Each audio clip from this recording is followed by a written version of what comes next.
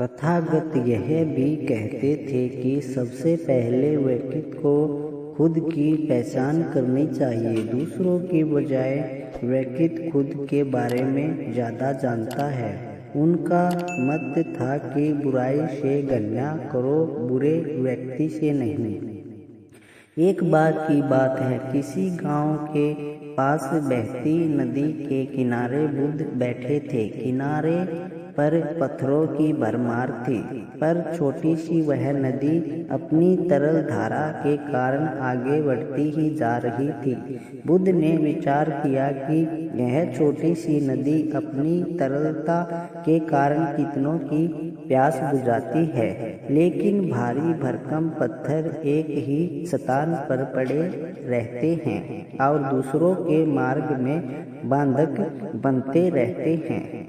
इस घटना की सीख यह है कि दूसरों के रास्तों में रोड़े अटकाने वाले खुद कभी आगे नहीं बढ़ पाते, परंतु जो दूसरों को सद्भाव और स्नेह देता है वह स्वयं भी आगे बढ़ जाता है।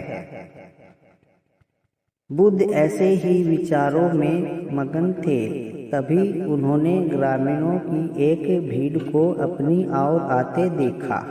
बड़ा शोर था और लोग किसी युवती के प्रति अपशब्द बोल रहे थे।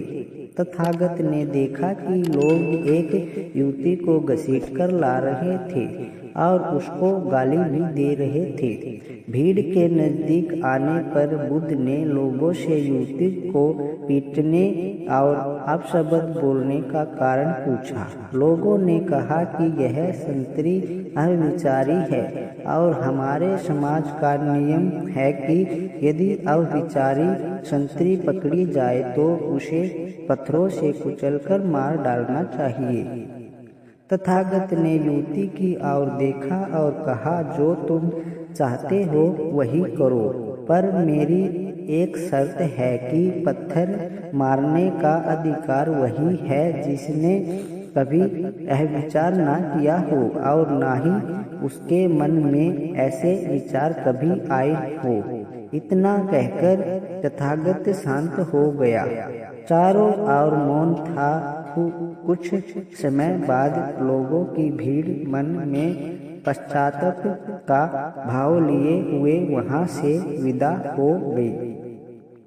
इस घटना से यही सत्य उभरता है कि हम खुद अपने प्रति न्याय कर सकते हैं, दूसरों के प्रति नहीं, क्योंकि हमारी जानकारी दूसरों के भविष्य में अधूरी होती है।